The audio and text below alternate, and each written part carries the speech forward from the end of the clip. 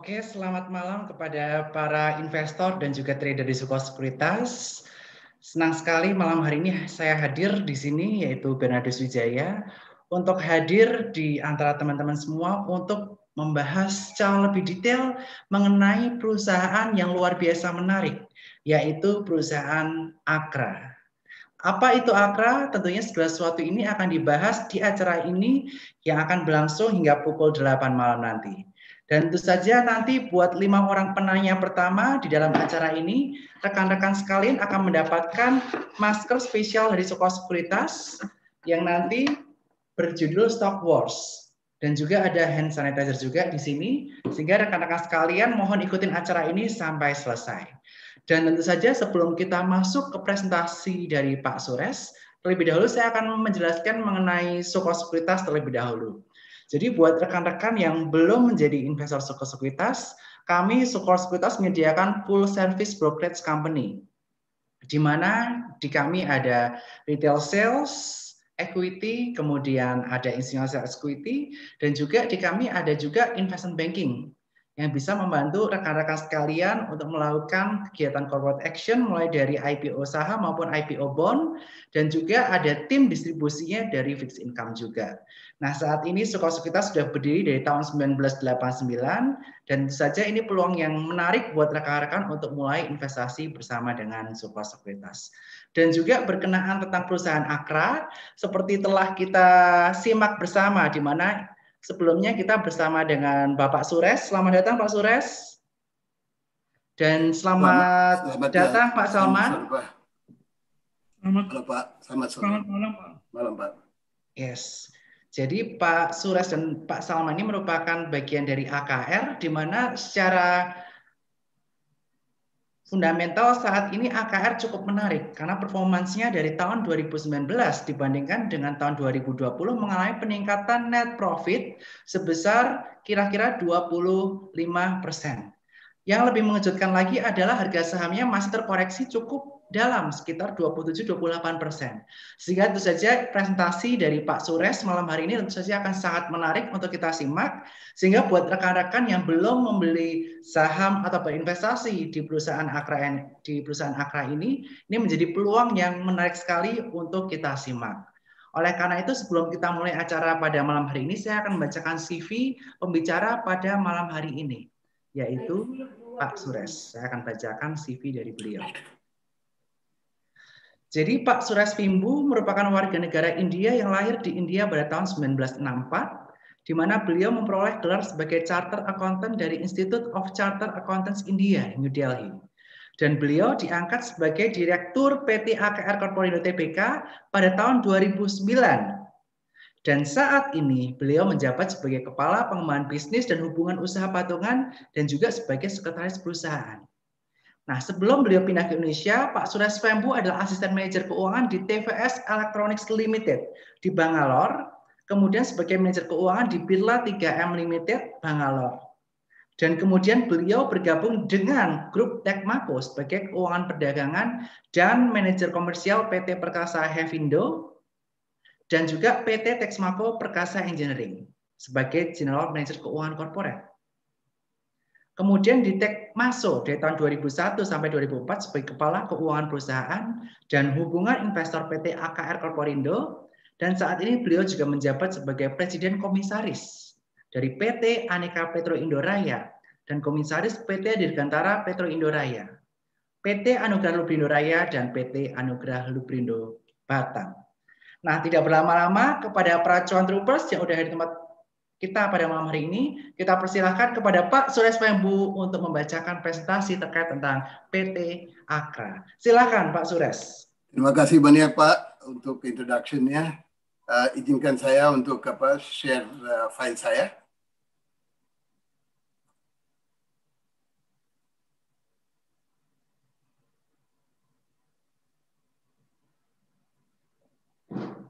Oke. Terima kasih. Sebelumnya kami ucapkan kepada Sukor Invest sehingga hari ini kami dapat berkenalan dan sedikit memberikan gambaran mengenai bisnisnya AKR Korporindo Tbk. Presentasi hari ini akan membahas 6 topik. Satu mengenai sejarah dan rekam jejak AKR Corporindo. Yang kedua, saya mau sedikit menjelaskan mengenai kekuatan utamanya terkait dengan bisnis modelnya, posisi dalam pasar Indonesia, aset yang kita miliki, dan juga sedikit gambaran mengenai tim-tim manajemen yang di AKR Corporindo. Saya juga mau jelaskan mengenai stabilitas margin AKR dan juga faktor-faktor pertumbuhan AKRA, termasuk berapa strategik inisiatif dan AKR lakukan seperti di JP dan juga di bisnis-bisnis lainnya. AKR Corporindo sebagai corporate yang selalu waspadai dengan environment, social, dan juga saya mau jelaskan mengenai bagaimana AKR lakukan beberapa inisiatif terkait dengan berlanjutan yang dimiliki. Dan sekarang yang terakhirnya nanti dengan dari Pak Bernardus juga nanti buat jelaskan apa yang tarik AKR sebagai investor asing lokal, retail, dan juga asing. Gimana itu AKR untuk tujuannya untuk investasi di perusahaan AKR Corporindo. AKR Corporindo saat ini sudah kenal sebagai perusahaan logistik dan supply chain di Indonesia terbuka ya, yang didistribusikan BBM dan juga kimia. Ini AKR perusahaannya udah 60 tahun. Tahun ini di tanggal 28 November tahun 2020 kita sudah selesai 60 tahun melayani customer di Indonesia. Sebagai perusahaan, AKR terdiri di Surabaya sebagai perusahaan kecil yang perdagangan bahan kimia dasar. Tapi dari tahun ke tahun sudah maju dan juga lakukan logistik dan rantai pasokan yang paling sekarang sudah besar di Indonesia. Dan dari tahun 2005 sudah masuk dalam bisnis BBM dan sekarang sudah 60 tahun melayani customer di Indonesia. Perusahaan ini bisa lihat pertumbuhannya sangat kuat dari tahun 2005 sampai sekarang.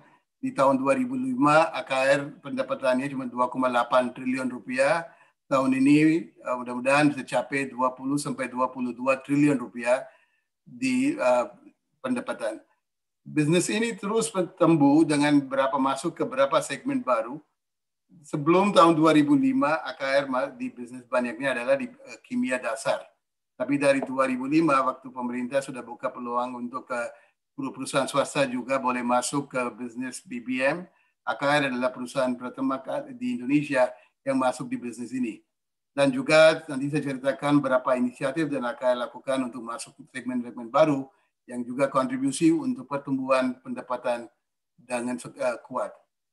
Selain dengan pertumbuhan pendapatan juga bisa lihat yang laba bersih AKR juga naik signifikan dari tahun 2005 sampai sekarang, growth-nya udah hampir 15% lebih CAGR.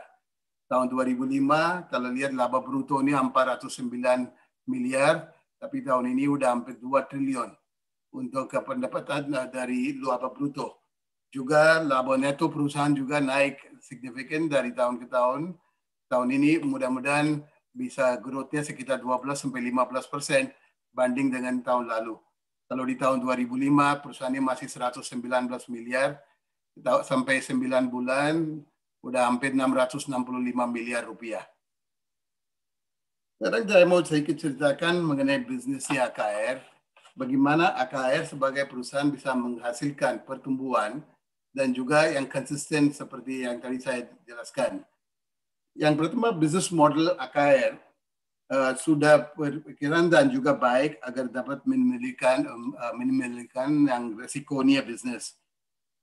Kalau bisnisnya AKR, selalu kita lihat gimana bisa menjadi leader ya, market leader, posisi terdepan. Dan juga ini bisnisnya adalah distribusi. Untuk ini economies of scale yang paling penting. Untuk negara seperti Indonesia yang kepulauan, penting adalah infrastruktur, logistik, dan supply chain yang di seluruh tempatnya di Indonesia. AKR sekarang sudah ada di kira-kira 15 pelabuhan di Indonesia, dan juga bisnis-bisnis AKR selalu lakukan dengan disiplin dan sangat Lalu yang waspadai margin di berapa siklus bisnis. Kalau bicara mengenai minyak atau bicara mengenai kimia, selalu harganya naik turun. Tapi nanti saya ceritakan gimana stabilitas bisnis ini sudah lakukan. Bisnis AKR tadi saya ceritakan dari tahun 60-an masuk ke perdagangan bahan kimia. Tapi dari tahun 2005 AKR sudah masuk di bisnisnya BBM sebagai perusahaan swasta pertama. AKR masuk ke retail dengan mereknya AKR, SPBU dan SPBN dari tahun 2010.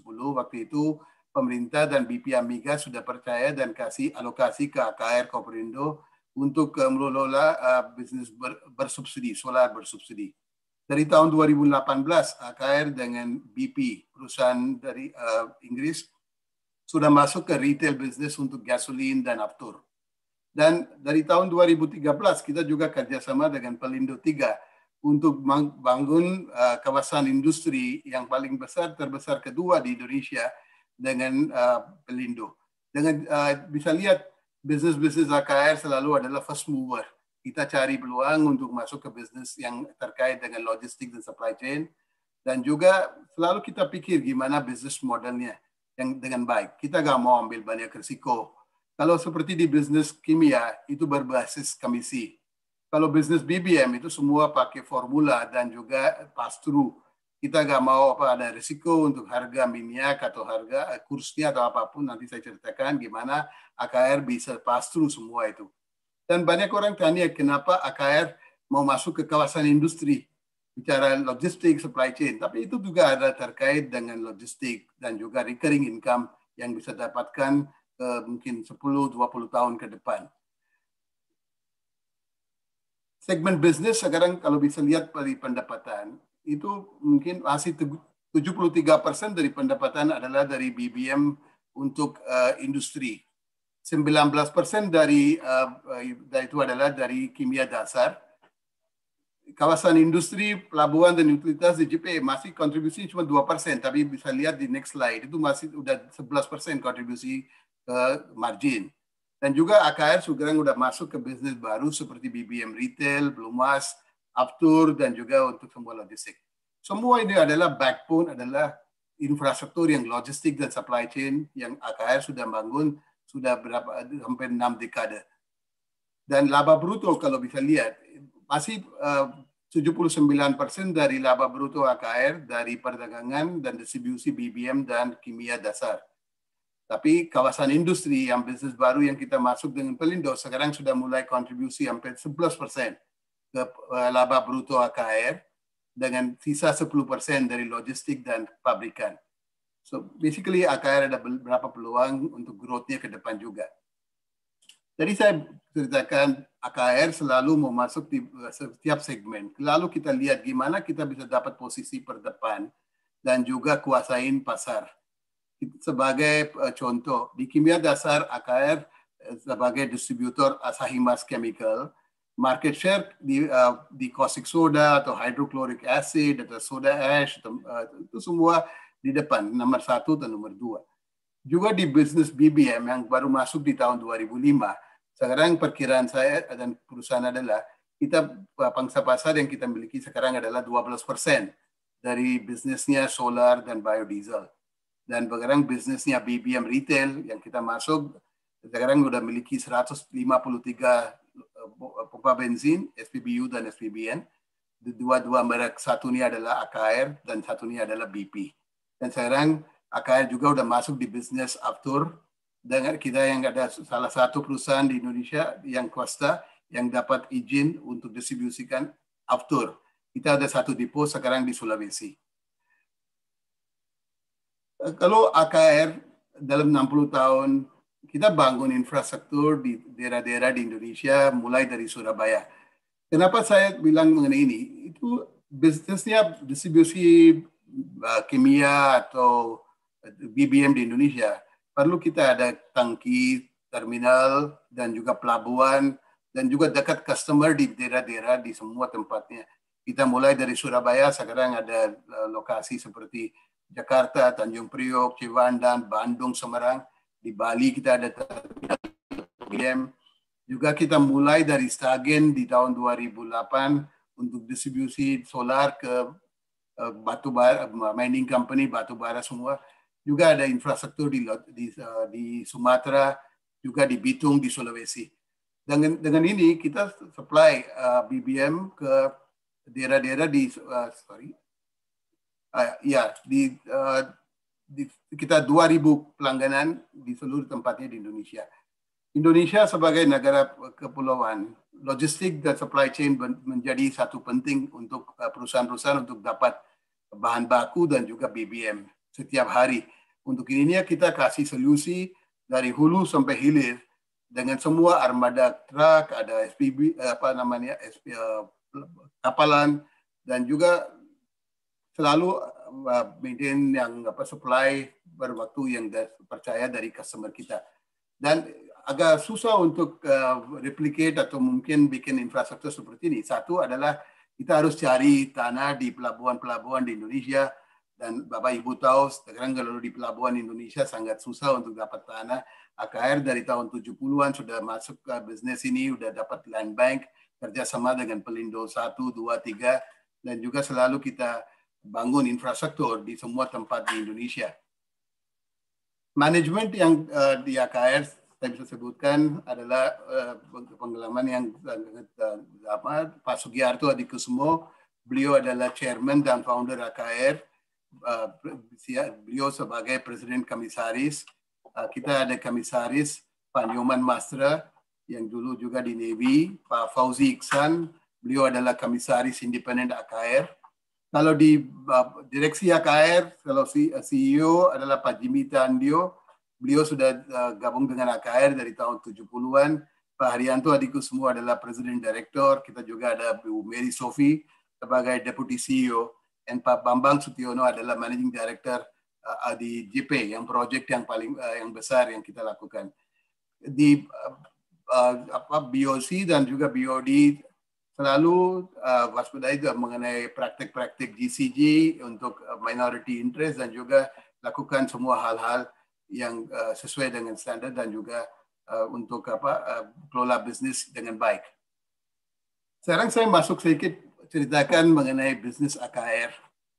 Tadi saya bilang AKR growth-nya sangat bagus dan juga sudah masuk di bisnis BBM. Banyak orang tanya gimana AKR kalau itu harga minyak fluktuasinya sangat tinggi, dan juga gimana dampak untuk bisnisnya AKR. Kalau saya bilang ini AKR bicara mengenai trading and distribution, tapi kalau AKR saya bilang bisnisnya bukan seperti trader. Kalau trader selalu ambil posisi. Dia mungkin spekulasi, mungkin hari ini harga minyaknya $44. Kalau saya beli dulu inventory, mungkin dalam waktu 2 bulan itu harganya naik ke $50. Saya dapat untungnya $6 per barrel. Tapi itu juga ada risiko. Kalau harganya turun ke $35, habis. Dia mungkin rugi. Untuk ini AKR selalu kita mungkin gak mau ambil spekulasi, gak mau ambil posisi.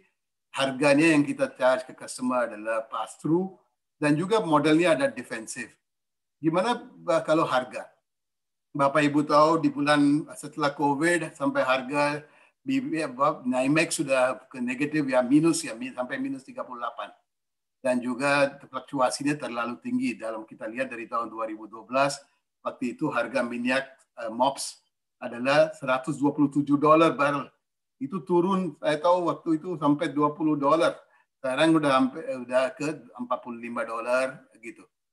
Untuk ini AKR gak mau ambil risiko untuk harga-harga. Kita selalu pakai formula. Formulanya apa?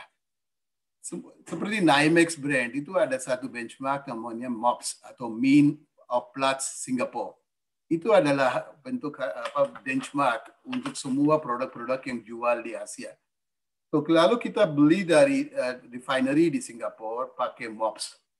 Customer kita bayar sesuai dengan harga MOPS plus ada markup. So itu adalah seperti cost pass through atau cost plus kontrak. So MOPS plus alpha plus fee yang kita charge untuk delivery. Untuk ini ya, kita gak khawatir kalau harga minyak turun atau naik, tetap kita ada margin. Kenapa? Kita selalu gimana adalah margin per liter yang kita dapat. Ini ya Bapak Ibu, kalau lihat AKR setiap tahun profitnya tetap grow, harga minyak naik turun, kita nggak khawatir. Kenapa? Itu ada disiplin. Gimana kita terusin harga, selalu beli barang yang sesuai dengan apa yang kita mau jual, kita nggak mau spekulasi, dan juga lakukan banyak efisiensi dalam biaya impor, biaya storage, dan juga selalu hedging untuk forex. Untuk ini kalau dengan volume yang setiap tahun naik terus, marginnya konsisten. Kalau bisa lihat yang laba bruto AKR di tahun 2012 adalah 668 miliar, tahun 2019 sudah 1,6 T, tahun ini bisa naik ke 1,8 T. Untuk ini saya bisa bilang, do AKR ada harga masih ada impact untuk pendapatan, kalau nggak pengaruh margin atau laba bruto AKR. Kalau bisa lihat dari 9 bulan tahun 2020, seperti tadi Bapak bilang, profit AKR sudah naik 31%, laba neto sebelum hak minoritas, dari 522 miliar menjadi 685 miliar. Laba neto perusahaan sudah naik 18%, dari 565 miliar menjadi 665 miliar. Itu ada kredibel. Masalah ini tahun banyak perusahaan kena slowdown dari COVID, tetap AKR bisa maintain growth-nya. Kenapa? Satu, kita dengan tumbuhan volume. Butuhan BBM di mining company, di plantation, di commercial, dan tetap ada. Dan juga kita bisa dapat lebih market share-nya lebih tinggi tahun ini. Yang kedua, dari tahun 2013 kita udah masuk di bisnis JP. Sekarang JP juga udah mulai kontribusi ke bisnis, dan dengan diversifikasi yang dilakukan dan sinergi yang ada dengan itu, profit dari JP juga meningkat, tumbuhan laba bruto. Dan sekarang kita juga selalu lihat gimana bisa mengelola biaya operasional, beban hutang masih rendah, dan beban usahanya ketat. Dan sekarang ke depan gimana? Kita tetap mau kerjasama dengan partner-partner kita. Barusan kita ada partner tanda tangan joint venture dengan Petronas dari Malaysia. Kita juga kerja sebagai distributornya Asahi. Dari tahun 2018 saya bilang kita mau kerja sekarang dengan BP.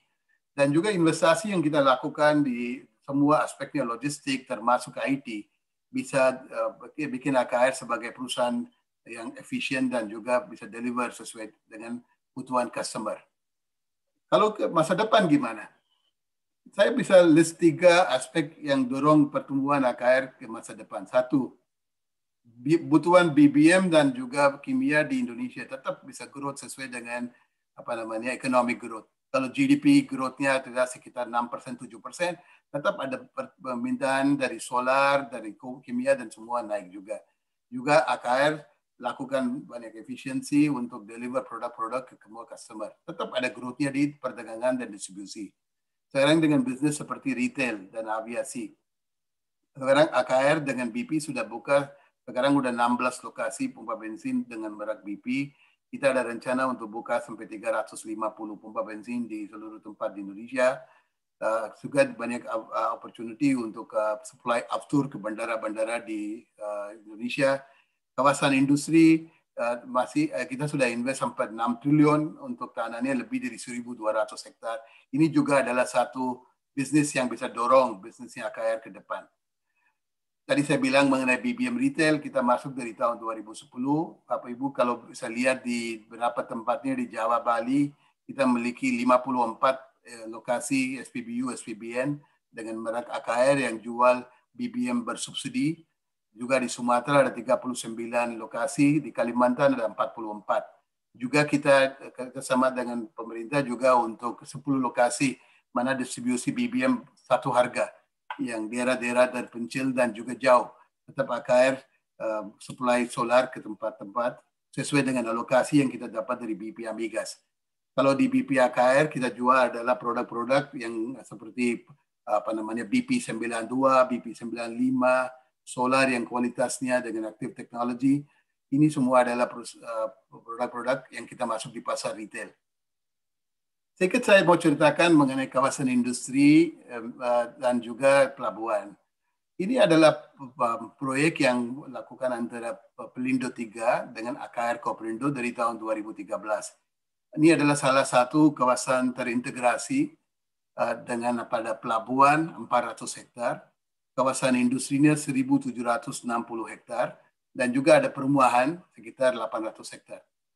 Kenapa saya bilang integrasi itu penting? Kalau lihat ke industri kawasan industri di Indonesia, banyaknya nggak ada akses untuk pelabuhan dalam. Kalau seperti Karawang, Cikarang, dia jauh sekitar 50-70 kilo dari Tanjung Priok.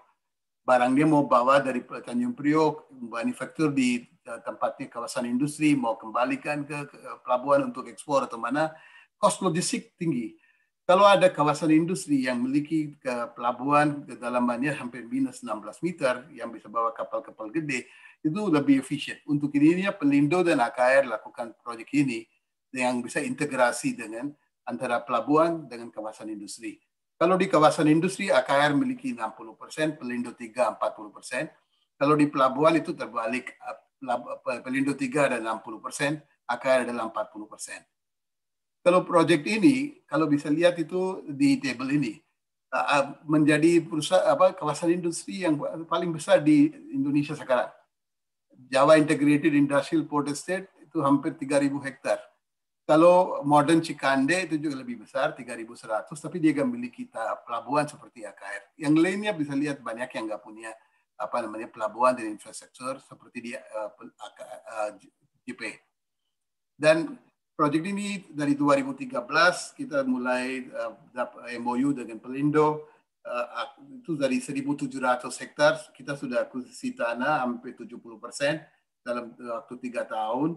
Dari tahun 2016 sudah mulai jual tanah ke beberapa industri dan juga bangun pelabuhan dengan jumlah itu 115 hektar. Dan yang proyek ini sudah resmikan oleh Presiden Jokowi di tahun 2018. Waktu inaugurasi, Bapak Presiden bilang ini menjadi template untuk semua kawasan industri di Indonesia. Yang mana itu bisa ada pelabuhan, ada utilitas, juga ada semua fasilitas dalam satu kawasan yang bisa promosikan kawasan industri untuk investor lokal dan juga ke luar negeri. Kalau lihat yang siapa-siapa sudah masuk dalam JP sekarang, kita bangun kawasan industri ini dengan master planner dari Jepang, namanya Nippon Koi. Nippon Koi bikin kawasan industri dengan berapa segmen, seperti untuk kimia dan terkait juga ada clean industry, juga ada smelter segmen dan juga konstruksi. Sekarang sudah ada banyak perusahaan yang sudah mulai operation di JP. Yang satu yang paling besar sekarang adalah smelter, copper smelter yang bangun Freeport. Dari tahun 2019, AKR JP sudah terapkan 103 hektar ke Freeport untuk bangun smelter ini. Kenapa kita pilih-pilih perusahaan seperti ini di kimia atau mungkin smelter atau mungkin untuk perusahaan-perusahaan yang heavy industri? Industri semua butuh pelabuhan, dia juga butuh lahan yang besar. Dan juga semua fasilitas seperti air, wastewater, dan semua ini menjadi recurring income ke depan. Sekarang JP sudah masuk, sudah dapat izin dari, sudah dapat rekomendasi dari pemerintah, dari Gubernur Jatim juga dukung untuk JP bisa menjadi KIK atau kawasan ekonomi khusus, yang mana kita bisa bikin banyak fasilitas untuk investor dalam negeri dan luar negeri.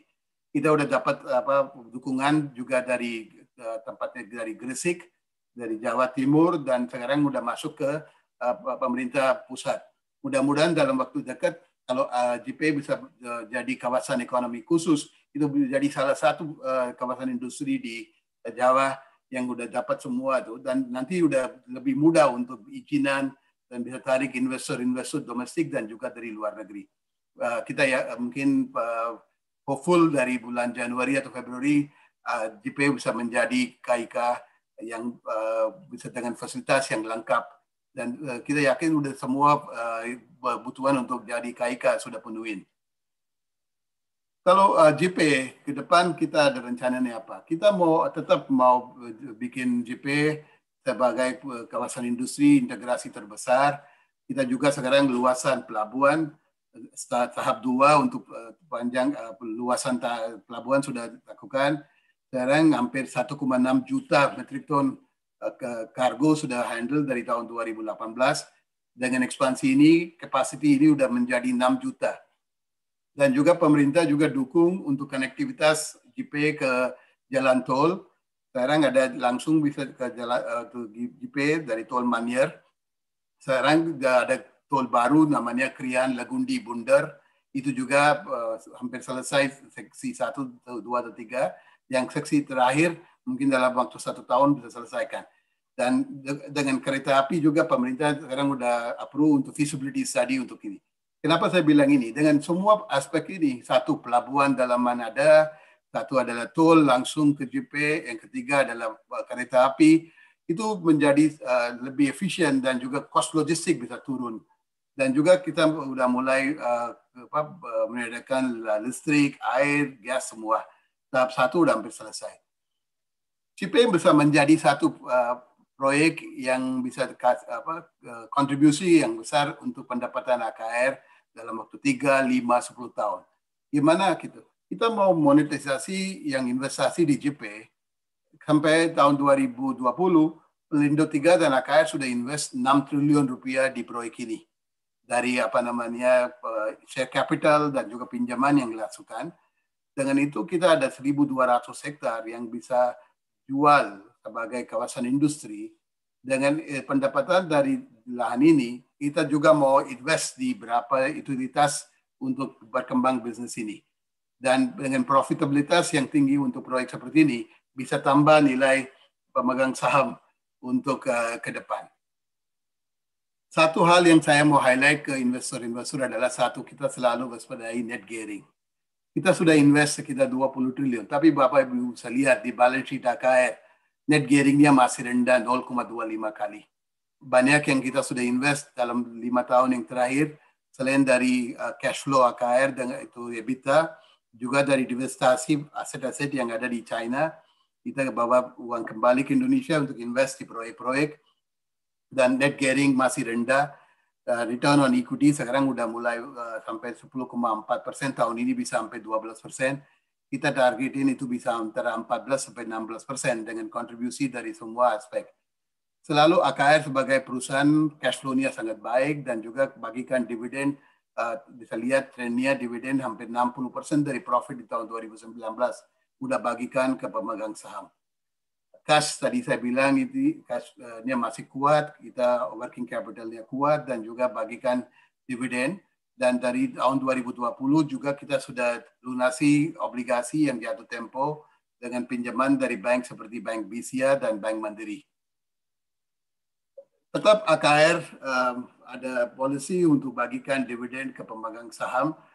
Kita ada minimum payment-nya sekitar 30%, tapi bisa lihat Bapak Ibu bisa lihat dari tahun 2013 sampai 2020 kita bagikan antara 40-60% dari profit AKR. Sebagai perusahaan kita selalu juga waspadai mengenai safety, health, dan environment dan juga subscribe untuk sustainable development goal-nya. Kita fokus untuk CSR, satu untuk develop sumber daya manusia seperti dengan education untuk medical dan semua. Yang kedua mengenai GCG, selalu praktik GCG di AKR benchmarknya sesuai dengan international standard, dan juga di lingkungan kita selalu pakai policy mana environmental damage atau mungkin pakai energi yang efisien. Seperti di perusahaan-perusahaan di Indonesia sekarang dari tahun 2014 sampai sekarang AKR selalu publish sustainability report, pemerintah OJK minta perusahaannya obligationnya dari tahun 2021, tapi dari tahun 2014 selalu kita publish sustainability report dan juga ceritakan semua hal-hal mengenai aspek-aspek yang dilakukan. AKR juga dapat sertifikasi ISO dan banyak penghargaan mengenai sustainable corporate governance dan semua. So mungkin saya mau sedikit berhenti dulu di sini. Nanti saya serahkan ke Bapak untuk question and answer. Oke, terima kasih Pak Sures buat penjelasannya. Dan tentunya buat rekan-rekan sekalian, para investor yang ingin ada pertanyaan, nah teman-teman bisa melakukannya di tombol Q&A yang ada di layar teman-teman sekalian, sehingga pertanyaan nanti akan kami bacakan. Dan sebelum Q&A dari rekan-rekan, ini ada beberapa pertanyaan dari kami yang akan kami sampaikan ke Pak Sures ya dari Akra. Jadi yang pertama adalah terkait tentang proyeksi profitability di 5 tahun yang akan datang. Seperti kita ketahui, pada saat ini walaupun laba naik 31% dari tahun sebelumnya, 79% kontribusinya berasal dari distribusi dan perdagangan, terutama di kawasan industri. Seperti Bapak sampaikan tadi, ada 3 hal yang akan dilakukan oleh Akra Energi. Yang pertama adalah terkait tentang penguatan industri, kemudian kedua adalah kaitannya tentang retail dan aviasi, dan yang ketiga adalah kawasan industri. Nah, nanti ke depannya seberapa persen kontribusi dari retail dan aviasi serta kawasan industri dengan proyeksi yang telah Bapak lakukan tadi? Ya Pak, terima kasih. So bikin saya sedikit mengenai kontribusi sekarang dan ke depan gimana. Kalau lihat yang sekarang dari kontribusi dari segmen-segmen perdagangan dan distribusi ke laba bruto 79%, kawasan industri udah 11%, yang lainnya 10%. Saya perkirakan dari waktu 3 sampai 5 tahun, kontribusi dari kawasan industri bisa hampir 20 sampai 25%. Satu, dari penjualan tanah. Sekarang tahun ini mungkin kita targetkan sekitar 25 hektar. Mungkin kita yakin bisa capai 25 hektar tahun ini.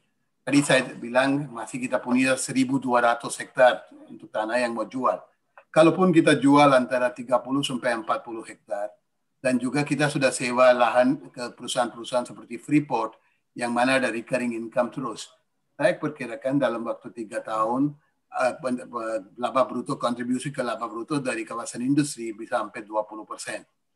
Itu bukan artinya perdagangan dan distribusi gak grow, tapi itu kalau dengan economic growth-nya di Indonesia dan juga dengan bisnis-bisnis seperti retail dan outdoor, pasti itu ada juga growth-nya di perdagangan dan distribusi.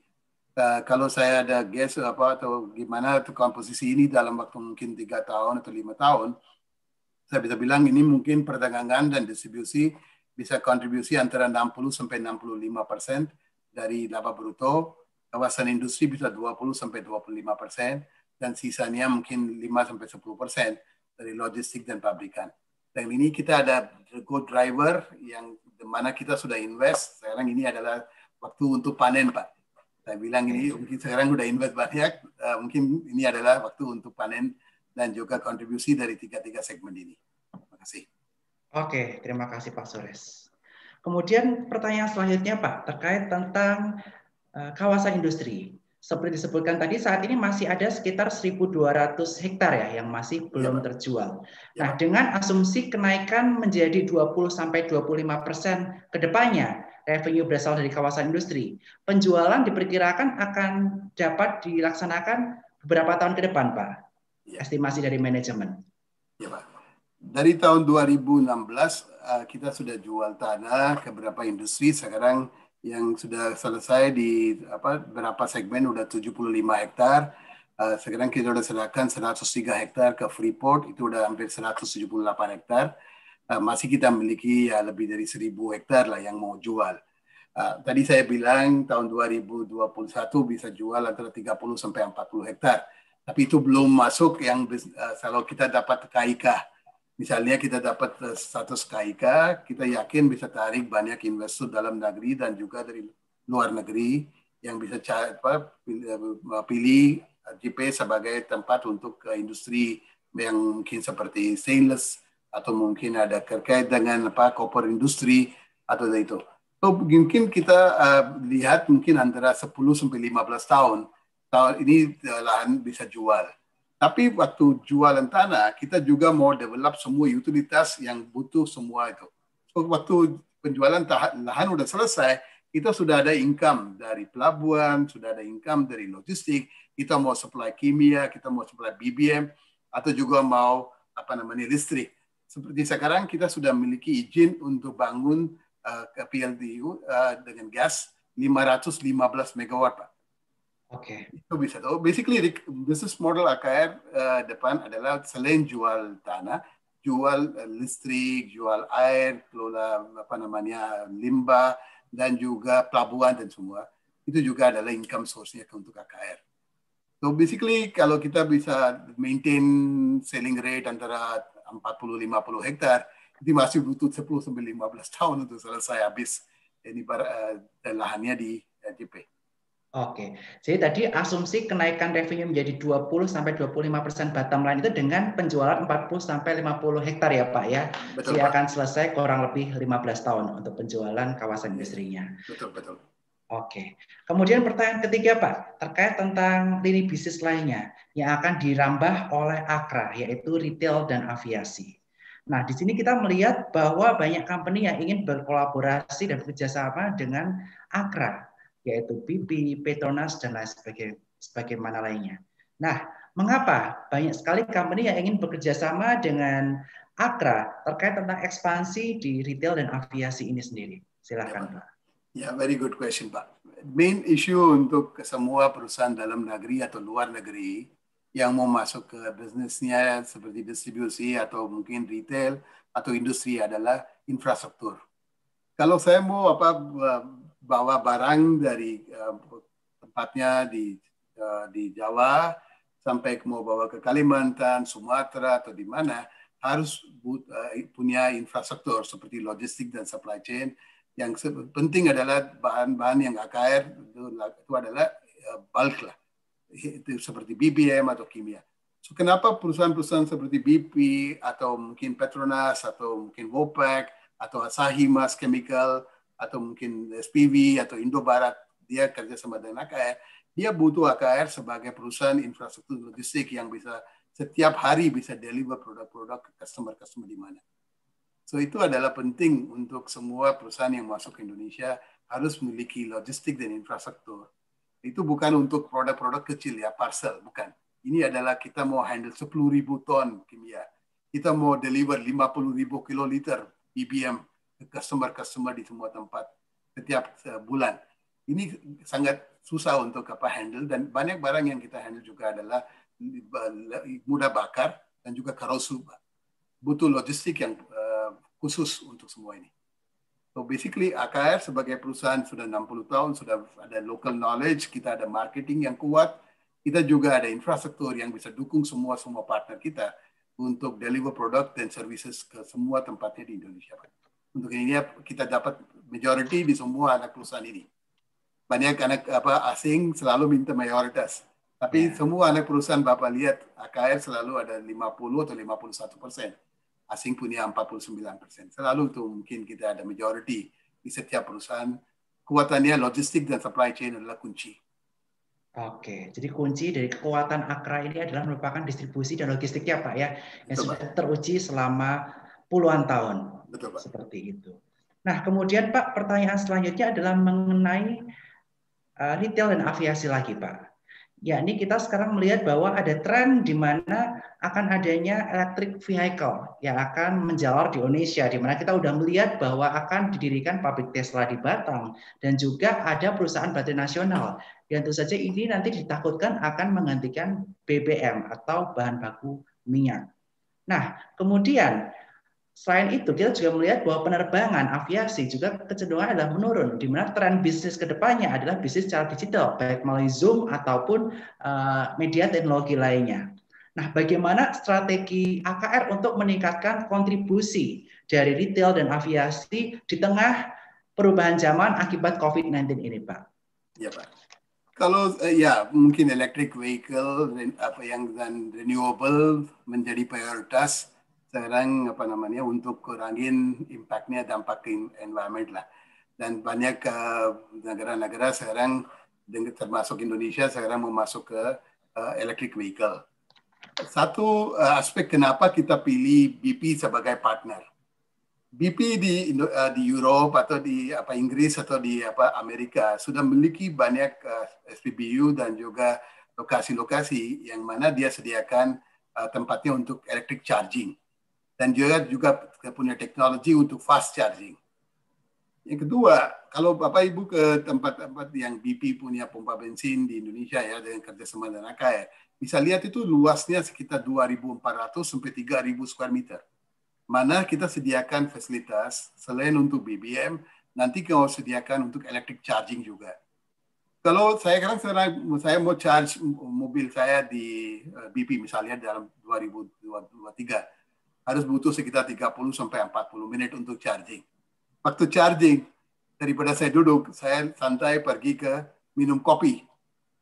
Atau mau beli belanja. Untuk ini nih, kalau bisa lihat yang business model BP AKR itu adalah selain fuel, kita juga ada non-fuel. Kita kerjasama dengan Alfamart. Di semua SPBU BP AKR ada Alfamart yang untuk gerai itu. Yang kedua, kita kerjasama dengan kopi seperti kopi tuku, kopi kenangan, untuk ini kopi. Di satu tempat bisa jual hampir 2.000 cup setiap hari. Banyak orang udah mulai minum. Yang ketiga, kita juga ada makanan, juga ada Castrol, Boy Point, dan semua. Dan ini business model ke depan adalah selain fuel, mungkin ya 20-30 tahun, mungkin banyak yang kurangin, tapi dalam waktu dekat masih kebutuhan gasolin masih ada. Kedua, nanti kita mau sediakan juga charge point, nanti juga sediakan semua fasilitas lengkap di satu pompa bensin. Itu. Kalau Aftur, ya Aftur Indonesia sebelum COVID kita tahu Bapak Presiden juga minta buka banyak airport di kawasan Indonesia Timur.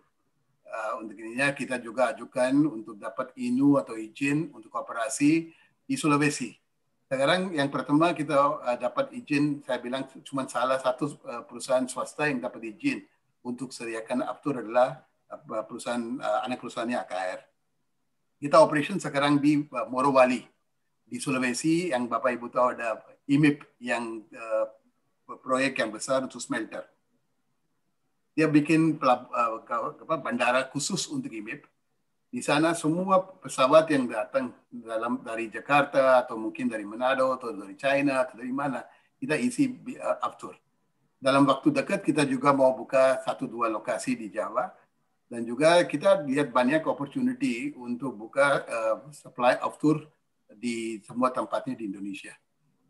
Masih ada banyak opportunity, dan juga di sini juga kita bekerja sama dengan Air BP. Air BP adalah divisi dari perusahaan BP yang operate di 145 negara. Dia punya operating system yang tinggi, yang kualitas dan juga safety yang penting. Dalam waktu 2 tahun aja kita udah dapat positive appreciation dari banyak pilot-pilot yang masuk ke IMIP. Kita mau raise the bar untuk safety.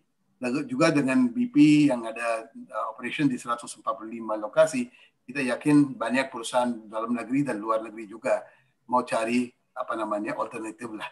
Mungkin kita mau kerjasama dengan airline company juga. Ada banyak opportunity di Indonesia, dan untuk ini semua tempatnya kita dukung dengan infrastruktur dan AKR miliki. Oke, luar biasa banget. Jadi kedua bisnis ini tentu saja akan menjadi penunjang revenue dan profit dari AKR Energi itu sendiri. Dan selanjutnya, Pak Suresh, kita melihat nih Pak, di bisnis Aftur kan AKR ini baru saja memulai. Padahal persaingan di bisnis Aftur itu sudah lumayan ketat.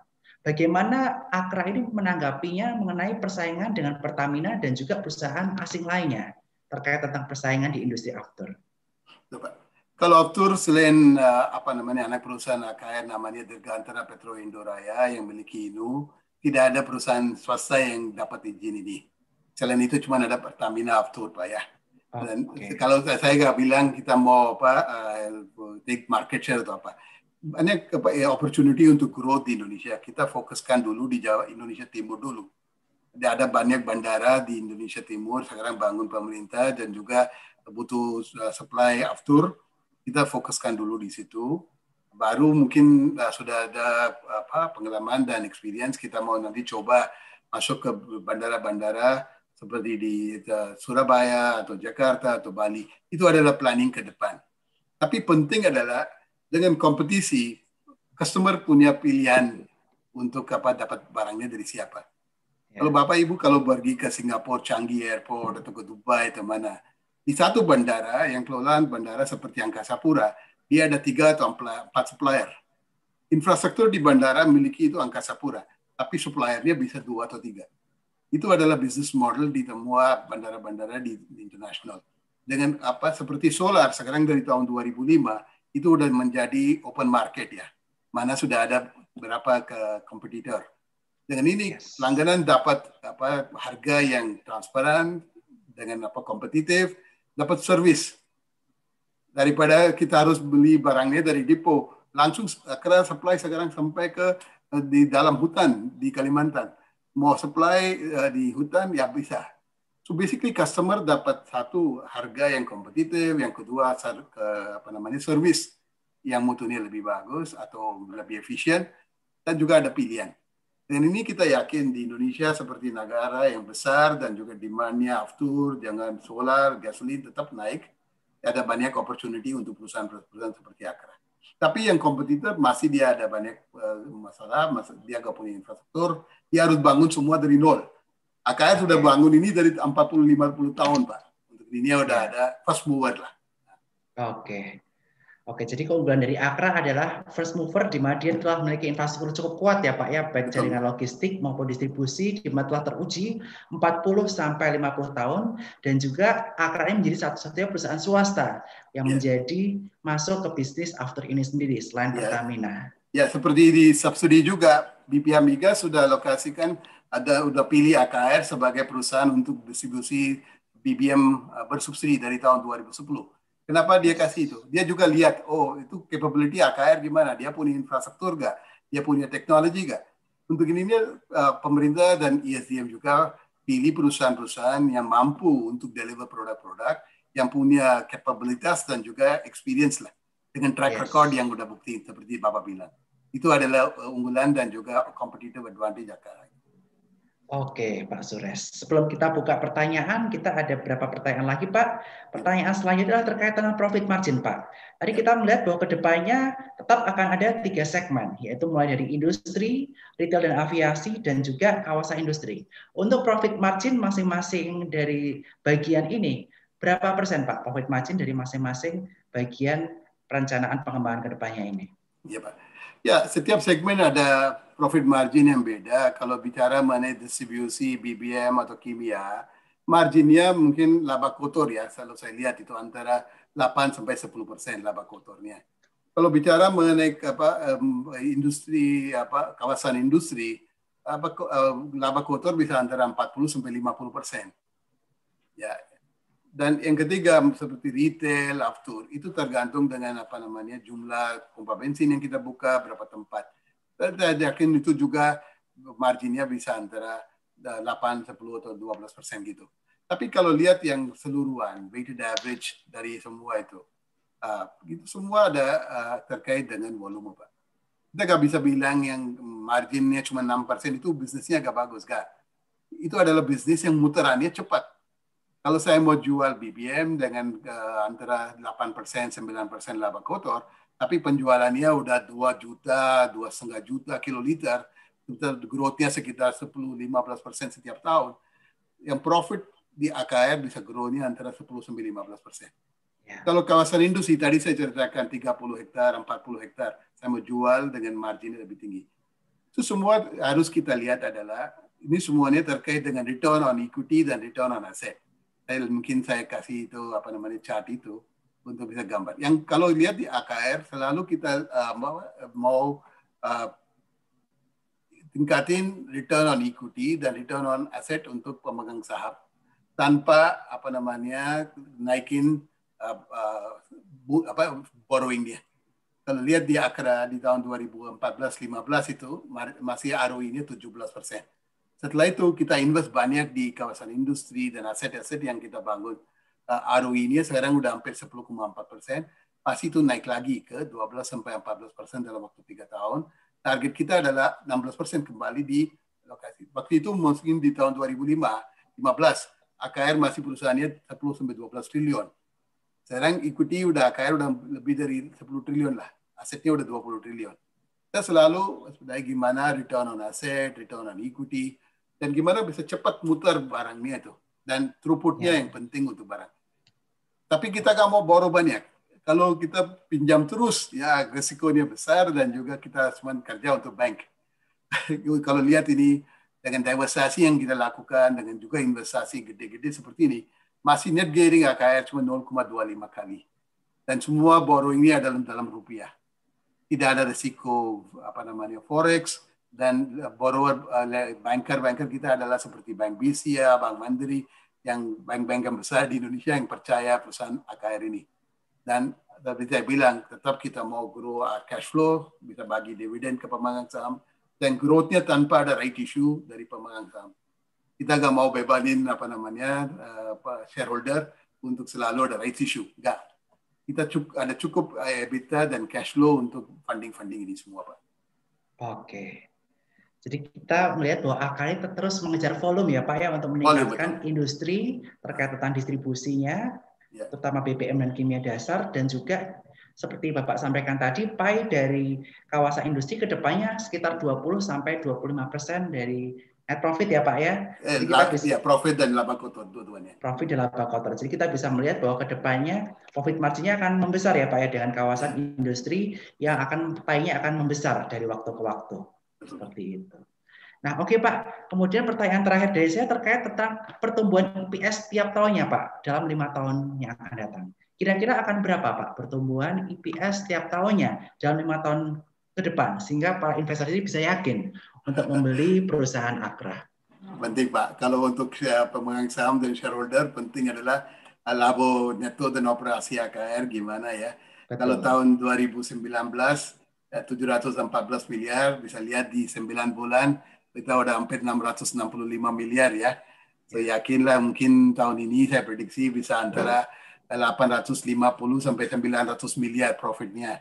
Tapi itu semua tergantung dengan audit dan semua. Artinya profit AKR tahun 2020 bisa grow lebih dari 12 sampai 15% banding dengan tahun lalu. Dengan semua inisiatif dan juga bisnis saya ceritakan, kita yakin AKR tetap bisa grow antara 12-15% CAGR dalam waktu 3-5 tahun, atau EPS-nya bisa grow ya sekitar 12-15 setiap tahun, Pak. Ini adalah perusahaan yang selalu growth-nya stabil dan juga banyak peluang untuk growth-nya. Ada beberapa inisiatif yang dilakukan. Pasti ini semua tadi saya bilang investasi udah hampir selesai, 6 triliun rupiah udah masuk di BJP. Ini kalau saya monetisasi ini dengan jualan tanah, itu bisa hampir 12 sampai 15 triliun, Pak. Okay. Itu adalah revenue potential dari JP. Juga kita dengan BP sudah invest lebih dari 700 miliar untuk bangun SPBU dan SPBN. Mudah-mudahan kita bisa dapat untungan dari retail juga. Dan juga dari putaran cepat di bisnisnya distribusi dan BBM, kimia dan disya, kita bisa grow lah. EPS-nya saya perkirakan bisa grow double digit, 12-15%. Dengan ya. 12-15% ya Pak ya per tahunnya sampai 5 tahun yang akan datang. Ya, kalau bisa dapat order yang besar untuk tanah itu bisa 20% juga, tapi saya mau konservatif aja.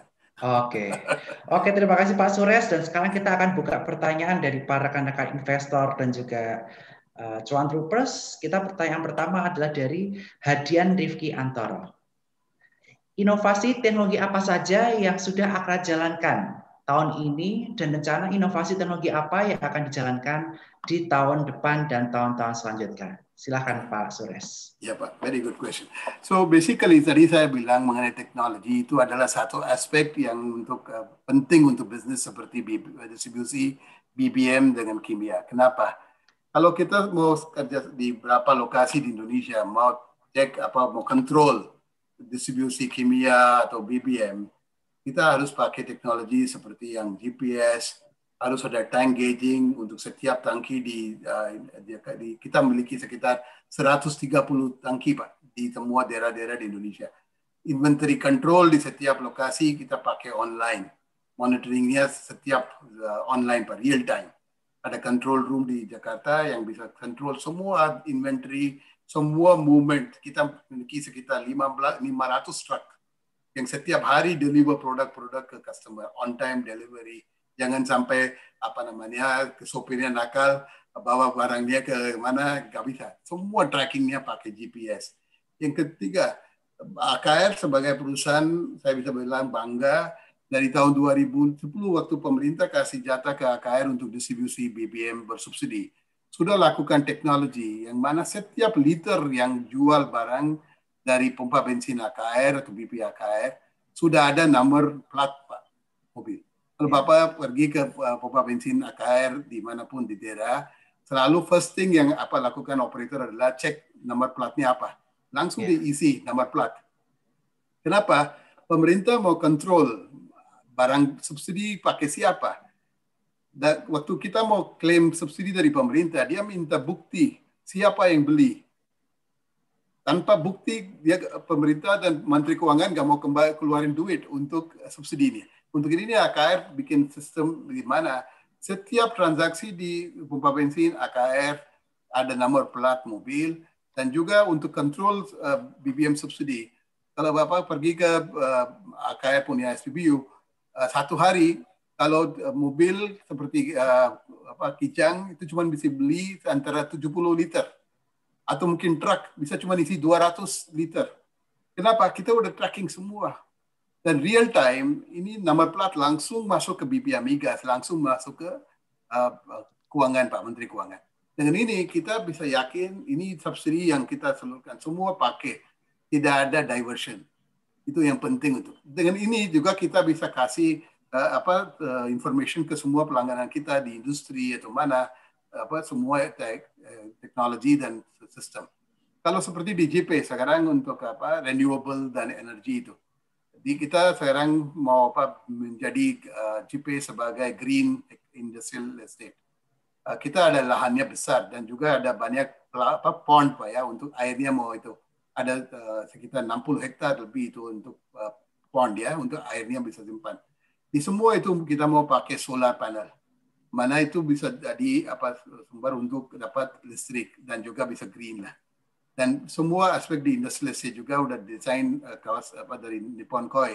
Mana semua air yang masuk di itu gak keluar ke luar, semua proses dalam kawasan industri dan pakai di dalam industri. Kita gak mau ada effluent atau mungkin air kotor yang kita limbah kita keluarin dari JP. Kita selalu pakai semua environmental measures yang mana kita bisa produce green energy dan juga kelola semua water dan wastewater di kawasan industri. Itu penting. Kalau gak susah Pak. Kalau mau kirim satu truk BBM, margin tadi saya bilang cuma 8%, 6%. Bocor, kencing, udah keluarin 50 liter, habis Pak. Yes. So kita harus kontrol end-to-end. Dan semua kapal atau truk atau mungkin terminal BBM, semua pakai sistem untuk kontrol. Oke, jadi semua kontrol telah diterapkan secara baik oleh AKRA karena tadi profit margin cukup tipis, sekitar 6-8%. Jadi setiap truk itu ada GPS, dia track kemana aja. Tangkinya pun ada GPS ya Pak ya, volumenya ada penurunan atau enggak, sehingga semua itu benar-benar terkontrol. Ya itu namanya tank gauging Pak, tank gauging system yang kita lakukan di setiap tangki di itu. Dengan ini kita bisa manage dan planning untuk inventory dan control juga Pak. Jangan sampai ada stock out atau stock excess. Ya. Oke, luar biasa banget ya teknologi yang udah diterapkan AKRA untuk menunjang performa bisnis dari AKRA itu sendiri. Nah, selanjutnya kita ada pertanyaan yang menarik juga dari Pak Edi nih. Pertanyaan adalah terkait tentang ROE dan ROI AKRA yang belum bisa setinggi tahun 2014 sampai dengan 2017. Apa penyebabnya? Ataukah penyebabnya hanya karena JP atau ada lainnya Pak? Silahkan. Ya, itu tahun 2015 ya itu betul ROE dan ROI AKRA waktu itu tinggi, mungkin hampir 15% untuk ROI dan kira-kira 7% untuk ROE. Setelah 2015 ada berapa isu mengenai coal mining industry, mungkin pendapatan dan profit AKRA juga turun sedikit. Tapi dalam waktu 4-5 tahun AKRA sudah invest banyak duit lah ya untuk ekspansi JP sampai 6 triliun, ada retail dan semua. Itu semua dari equity Pak, bukan dari pinjaman atau apa. Untuk ini ya pasti equity AKR sudah naik. Setelah kita udah bagikan dividen, equity AKR juga naik. Dan returnnya sekarang bisa lihat dari tahun 2018-19 sekarang sudah penjualan tanah ini udah mulai, kontribusi JP udah jadi. Dengan penjualan lahan dan juga putarannya di working capital dan itu pasti itu ROE ini sekarang udah mulai naik ke sekitar 5-6%. Kita targetin bisa 7-8% ya dalam waktu 3 tahun. Kalau ROI kita targetin sekitar 14-15% dalam waktu 3 tahun. Oke, luar biasa ya Pak ya. Jadi ROE ditargetkan 12% ya Pak ROE-nya. Ya, sekarang tahun ROE-nya sekitar 7-8%. Kalau ROE, return on equity, itu bisa antara 14-15% dalam waktu 3 tahun. Back to the level di tahun 2015. Dan ini semua tanpa ada pinjaman banyak ya. Itu masih kita punya equity yang kita kelolain banyak. Itu nggak dari pinjaman itu. Nggak ada banyak perusahaan di Indonesia yang bisa dengan return net gearingnya cuma 0,25 kali bisa return sekitar 14-15% di ROE, Pak. Oke, luar biasa ya ROE 14-15%. Oke, kita lanjut Pak ke pertanyaan selanjutnya. Ini pertanyaan mungkin udah dijawab tadi sebagian besar. Mungkin untuk ada yang bertanya nanti bisa langsung bertanyakan di sini. Kemudian pertanyaan selanjutnya ini dari Veronica. Ini beliau ini mungkin dari Surabaya nih, jadi dia tahu mengenai JP yang ada di Gresik. Jadi pertanyaannya adalah terkait tentang JP. Perkiraan untuk JP di Gresik mulai dibangun dan kapan akan full beroperasi untuk beberapa perusahaan rekanan di JP. Dan untuk total penjualannya sudah berapa persen dari total lahan yang ada? Terima kasih. Yeah. So thank you. Mungkin yang untuk JP tadi saya bilang ini sekarang perusahaan sudah operation dari tahun 2013 waktu kita MOU dengan Pelindo. Dari tahun 2015-16 kita sudah already dapat banyak pelangganan dan juga ke customer ya. So, sorry. Ya. Sekarang kita ada berapa perusahaan yang sudah masuk seperti di Unichem, Clariant itu perusahaan adalah dari Switzerland ya, Switzerland dan Germany yang sudah masuk. Fertilizer Inti Technology adalah joint venture antara perusahaan Indonesia dengan Malaysia yang untuk blending fertilizer. Juga Cahya Maju Lestari itu adalah anak perusahaannya Jarum Group yang refinery untuk castor oil. Sari Roti punya pabrik yang paling besar untuk Jawa Timur di JP untuk roti. Juga sekarang dengan Freeport masuk, ada banyak perusahaan-perusahaan terkait dengan Freeport yang sudah masuk. Gitu. Kalau Adi Mix dan Waskita, dia juga bangun precast dan konkret di JP. Yang paling besar tadi saya bilang Freeport. Yang Freeport sekarang latest update adalah dari tahun November 2020 dia mau piling untuk bangun smelter. Dan rencana dari Freeport dan pemerintah minta juga Freeport harus selesai copper smelter sebelum tahun 2023. Setelah kebangun smelter, pasti ada yang copper yang dari smelter ini itu bisa pakai untuk banyak macam industri. Ya, dengan electric vehicle, baterai, mungkin ada pipa, ada banyak gitu. Sekarang banyak copper itu pipa dan semua itu impor. Mudah-mudahan itu dengan copper smelter di JP bisa tarik banyak investasi untuk proyek-proyek atau pabrik terkait dengan copper. Juga copper smelter nanti juga ada banyak byproduct seperti sulfuric acid yang bisa masuk ke untuk fertilizer, pupuk, atau mungkin ke depan itu juga adalah satu segmen yang kita mau di sini. Nanti kalau tadi saya bilang, JP kita nggak mau jual untuk industri-industri bukan yang terkait dengan heavy industry atau industri processing untuk sementara. Mungkin tahap 3 kita mau jual untuk industri yang seperti ada yang labor intensive industry. Tapi untuk sementara kita pilih lebih ke arah heavy industry yang butuh pelabuhan, butuh banyak listrik, air dan semuanya. So itu menjadi kuncinya untuk sukses JP. Dan sekarang tadi saya bilang investasi udah hampir 6 triliun dan kalau itu proyeknya kayak udah yang Ibu Gubernur sudah kasih rekomendasi kalau ini udah masuk pasti JP bisa tarik banyak investor dalam negeri dan juga dari luar negeri. Itu adalah satu kunci untuk ke depan juga. Mana Jawa Timur nanti memiliki KIK yang lengkap dengan semua fasilitas ya, yang bisa dorong investasi di Jawa Timur. Oke, jadi untuk tenan-tenan tadi sudah mulai bayar recurring fee ya Pak ya terkait utilitas dan lain-lain yang menunjang revenue dan juga net profit dari JP dan juga Akra itu sendiri ya Pak ya? Betul. Oke. Jadi udah ada sekitar 12 perusahaan Pak ya? Ya 12 perusahaan Pak. sudah melakukan pembayaran juga utilisasi. Ya Pak, betul. Kalau yang setiap perusahaan ini butuh lahannya antara 5 hektar sampai tadi saya bilang Freeport-nya 100 hektar. Nanti mudah-mudahan dalam waktu dekat kita mau tanda tangan untuk AJB untuk satu lagi perusahaan yang butuh sekitar 15 hektar. Itu juga ada satu prospek yang mungkin dalam waktu dekat kita juga mau tanda tangan. So kita pilih dan juga negosiasi dengan beberapa industri yang butuh lahannya besar tuh. Dan juga fasilitas yang dia butuh juga lengkap sih kita mau kasih. Ya, sehingga betul revenue-nya akan terjaga ya Pak ya dari utilisasi yang mereka gunakan dari waktu ke waktu. Betul, Pak. Seperti itu. Oke, ini mungkin pertanyaan selanjutnya dari Hermawan Wibisono. Ini ada satu yang belum terjawab dari diskusi kita tadi Pak, terkait tentang sumbangsih dari perdagangan kimia Pak.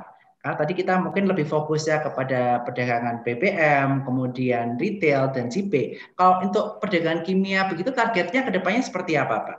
Ya, mungkin di kimia tahun 2020 mungkin pengaruh dari COVID ya.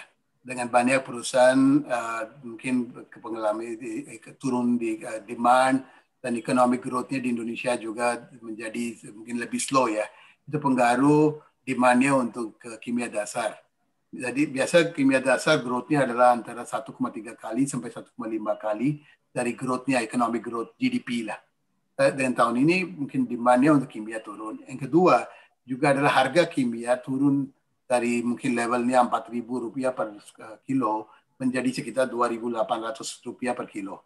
Tapi sekarang sudah mulai stabil dan juga sudah mulai naik. So pasti dengan tahun 2021 dan juga saya lihat di bulan November, Desember, demand-nya kimia sudah mulai baik dan juga harganya sekarang sudah mulai stabil dan mau naik lagi. Dua-dua aspek lebih favorable untuk AKR. Kenapa? Tadi saya bilang kimia kita dapat komisi. Misalnya kita dapat komisi atas Rp2.800 sekian persen. Besok itu harganya naik ke 3.500 sekali sekian persen. Komisi yang kita dapat lebih besar. Yang kedua, demand-nya untuk kimia dasar seperti caustic soda, soda ash, atau hydrochloric acid, sulfuric acid. Ini semua adalah bahan baku untuk banyak barang-barang konsumen.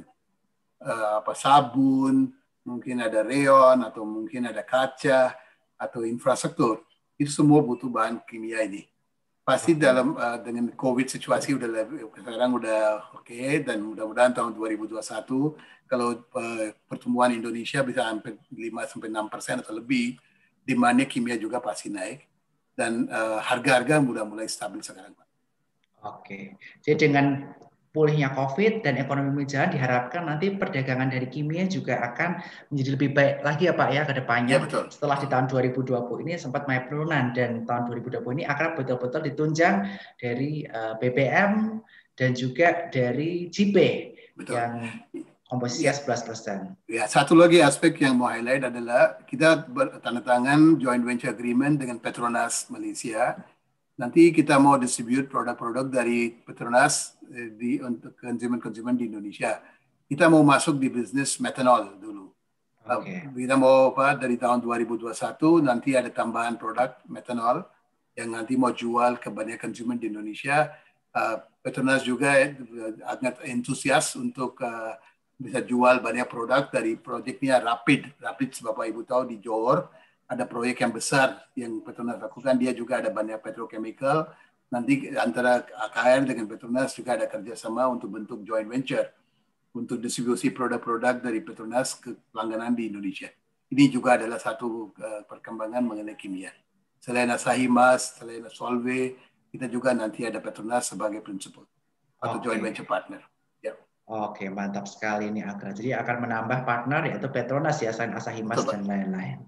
Nah, ini pertanyaan terakhir Pak dari audiens sebelum kita tutup dari closing dari Bapak. Nah, inisiatif apa yang telah dilakukan oleh Agra nih supaya kedepannya profit marginnya bisa semakin lebih baik lagi dari saat ini? Silakan Pak. Ya, penting untuk biaya-biaya adalah economies of scale Pak ya. Tadi saya bilang kalau kita tambah lagi volume dengan infrastruktur yang sama, throughput-nya naik, pasti cost per unitnya turun. Misalnya hari ini saya jual sekitar 2,5 juta kiloliter BBM dengan infrastrukturnya 800.000 kiloliter tangki. Misalnya itu retail dan juga penjualannya industri naik. sekitar 3,5 juta. Cost putaran dari terminal dan costnya bisa lebih efisien ya, atas itu, so costnya bisa turun menjadi lebih ekonomis. Yang kedua, kita setiap biaya per kilometer, biaya kita harus kontrol dengan pakai teknologi dan juga pakai metodologi lainnya, mana penjualan dan juga logistik yang kita supply ke customer, semua biaya-biaya bisa turunin. Kalau costnya untuk marketing, administrasi di AKR cuma antara 3% sampai 3,5%. Itu jumlah, kalau untuk pendapatannya lebih dari 20 triliun, jumlah karyawan di AKR cuma 2.300 orang. Itu lebih efisien, pakai teknologi, mungkin SOP-nya gimana, prosesnya gimana, kita tetap mau improve lah. Penting untuk AKR adalah gimana kita pengelola working capital. Ini bisnis adalah distribusi dan trading. Gimana bisa muterannya working capital bisa lebih cepat dan fundingnya bukan dari pinjaman tapi dari supply credit. Itu menjadi kunci. Kalau saya muter barang working capital cycle dalam waktu 80 hari, saya dapat 90 hari kredit dari supplier. So, kalau Bapak Ibu bisa lihat untuk interest lainnya di AKR terlalu kecil banding perusahaan-perusahaan lain yang ada pinjamannya besar. Kita muter dulu yang working capital lebih cepat, pakai other people money kita bilang lah, OPM. So, bisa pinjam dapat kredit dari supplier 90 hari, saya bisa muterin dalam waktu 80 hari, collect cash, settle dulu LC-nya.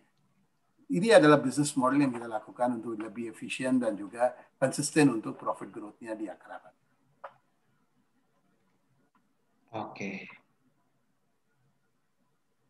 Oke, thank you Pak Suresh. Thank you. Buat sesi pada malam hari ini. Sebelum kita tutup acara ini, mungkin gimana nih Pak, closing statement dari Pak Suresh terkait tentang kenapa kita sebagai investor harus melirik Astra di portofolio saham yang kita miliki. Terima kasih Pak untuk kasih kesempatan ini untuk explain bisnisnya AKR dan juga give detailed explanation regarding gimana AKR bisa grow. Masalahnya banyak orang di investor ya, perusahaan AKR sudah listing di Bursa Efek Indonesia dari tahun 94. Banyak orang kenal AKR sebagai Aneka Kimia Raya. Mungkin banyak orang dari tahun 90-an, 2000 kenal AKR sebagai Aneka Kimia Raya. Waktu itu dulu bisnisnya cuma kimia doang dan infrastruktur. Tapi sekarang bisnisnya sudah grow, sekarang bisa jadi nomor 1 di swasta untuk BBM. Sekarang kita ada banyak peluang baru seperti retail, aftur, dan juga kawasan industri yang masuk di strateginya dan portfolio AKR yang bisa menjadi kunci dan growth driver ke depan. So, untung adalah AKR cuman selain ada distribusi kimia dan petroleum, juga ada growth driver dari beberapa inisiatif selain retail, juga aftur, juga ada kawasan industri, nanti ada utility. So, sebagai investor bisa lihat AKR dalam 3-5 tahun.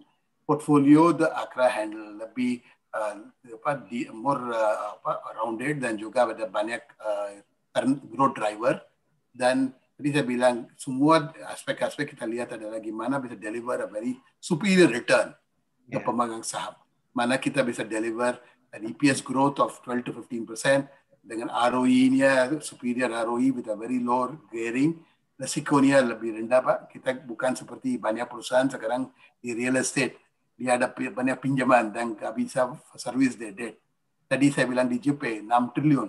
Tidak ada pinjaman sama sekali.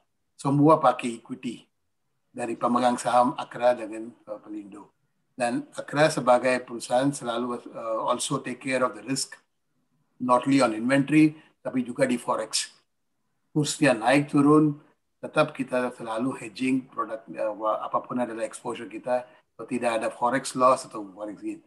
Penting untuk retail investor adalah gimana ada growth-nya, yang kedua adalah dividend. So dividend AKR selalu ada good pay master for dividend, yield-nya bisa antara 3-4% dengan harga saham sekarang. Dan juga kalau saya lihat valuation AKR masih very undemanding, it is still trading at about 11 times to 12 times 2021 earning. Mungkin dulu AKR bisa hampir 16-18 kali itu PE-nya. So there's a lot of room for the company to share price to go up.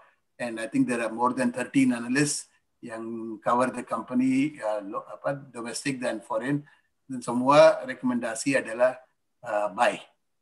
Ya, berapa adalah target? Ya, sesuai dengan apa namanya, Bapak Ibu bisa lihat research reportnya.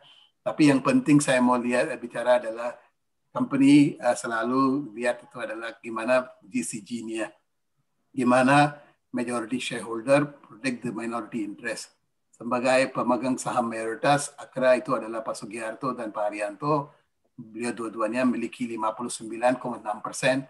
Selalu take care of all the minority interest, semua apapun dia lakukan itu transparent dan very good in terms of corporate governance lah. Perusahaan dapat rating dari Pevindo AA dan juga on time selalu untuk payment, bunga, principal dan semuanya.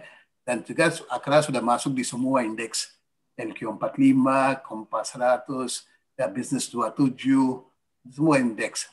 So, mungkin siapapun main di indeks saham, Akra sudah masuk di semua indeks dan juga ada banyak investor dalam negeri sudah masuk sekarang ke Akra, dana pensiun, retail. Sekarang saya lihat sudah growth-nya di pemegang saham juga banyak dan kita transparent lah.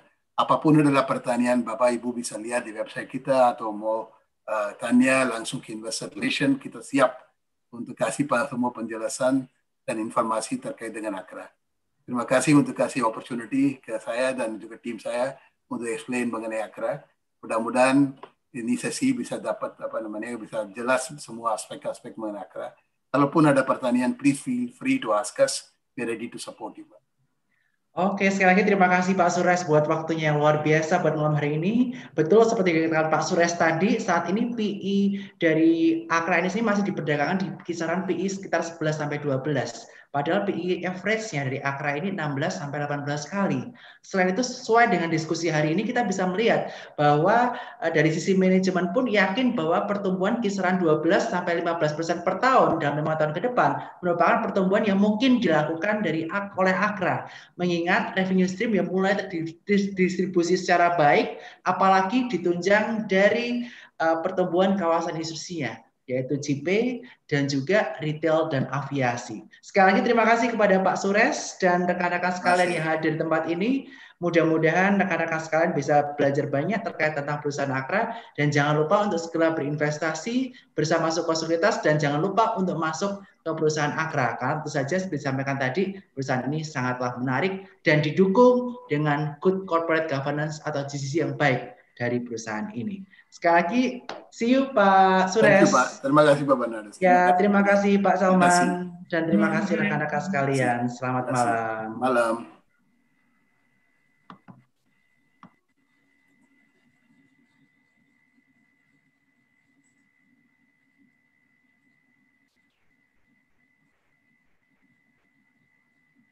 Thank you.